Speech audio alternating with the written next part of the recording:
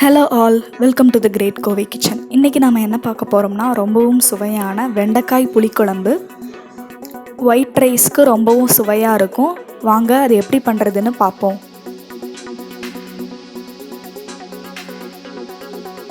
First ஒரு பாத்திரத்தில் புளியை தண்ணியில் ஊற வச்சுருங்க. ஒரு கடாயில் 1 ஸ்பூன் அளவுக்கான எண்ணெய் ஊற்றிக்கோங்க. கூடவே 2 ஸ்பூன் அளவுக்கான மல்லி போட்டுக்கோங்க. நல்லா வதக்கிக்கோங்க. கூடவே 1 ஸ்பூன் அளவுக்கான சீரகம்,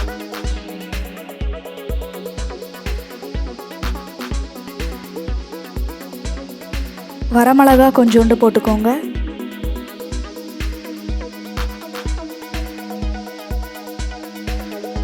ஒரு ஸ்பூன் அளவுக்கான மிளகு,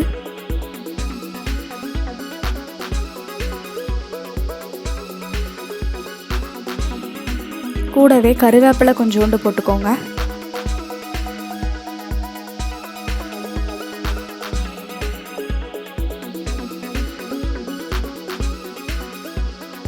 நல்லா வதங்கிடுச்சு. இப்போ இதை தனியாக எடுத்து வச்சிருங்க. அதே கடாயில் 1 ஸ்பூன் அளவுக்கு எண்ணெய் ஊற்றிக்கோங்க. சின்ன வெங்காயம் கொஞ்சோண்டு போட்டுக்கோங்க. லைட் ப்ரௌன் ஆகிற வரைக்கும் நல்லா வதக்கி விட்டுருங்க.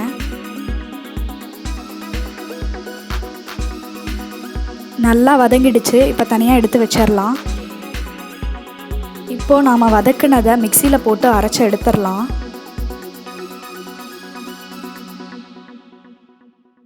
இந்த மாதிரி நல்லா பவுடராக அரைச்சி எடுத்துக்கோங்க. கூடவே ஒரு தக்காளி கட் பண்ணி போட்டுக்கோங்க. கூடவே வதக்கி வச்ச சின்ன வெங்காயத்தை போட்டுருங்க. நல்லா அரைச்சி எடுத்துக்கோங்க. இப்போ துருவின தேங்காவை தனியாக அரைச்சி எடுத்து வச்சுக்கலாம். இப்போ நாம் புளிக்குழம்பு பண்ண ஸ்டார்ட் பண்ணிடலாம். ஃபஸ்ட்டு 4 ஸ்பூன் அளவுக்கு நல்லெண்ணெயை ஊற்றிக்கோங்க. கூடவே கட் பண்ணி வச்ச வெண்டைக்காயை இதில் போட்டுருங்க. நல்லா வதக்கிக்கோங்க.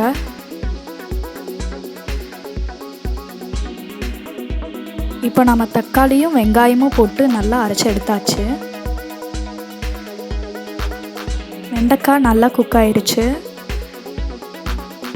இப்போது அந்த அரைச்சி வச்ச மிக்சரை இதில் கொட்டிடலாம். நல்லா கலந்து விட்டுருங்க. இப்போ நாம் முன்னாடியே எடுத்து வச்ச புளி தண்ணியை இதில் கரைச்சி ஊற்றிடலாம்.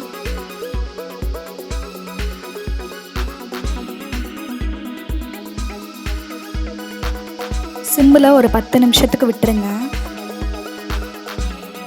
1 ஸ்பூன் அளவுக்கு மஞ்சத்தூள் போட்டுக்கோங்க. தேவையான அளவு கல்லுப்பு போட்டுக்கோங்க.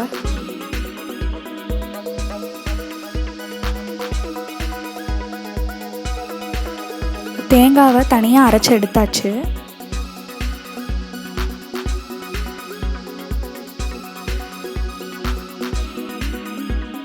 இப்போ அரைச்சி வச்ச தேங்காவை இதில் கொட்டிடலாம்.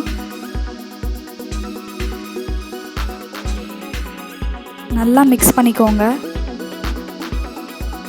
கூடவே கரும்பு சர்க்கரை கொஞ்சம் போட்டுக்கோங்க. அவ்வளோதான், ரொம்பவும் சுவையான வெண்டைக்காய் புளிக்குழம்பு ரெடி ஆயிடுச்சு. ரொம்ப டேஸ்ட்டாக இருக்குங்க. கண்டிப்பாக இந்த ரெசிபியை ட்ரை பண்ணி பார்த்துட்டு கமெண்ட்டில் சொல்லுங்கள். லைக் பண்ணுங்கள், ஷேர் பண்ணுங்கள் அண்ட் சப்ஸ்கிரைப் பண்ணுங்கள். தேங்க்யூ.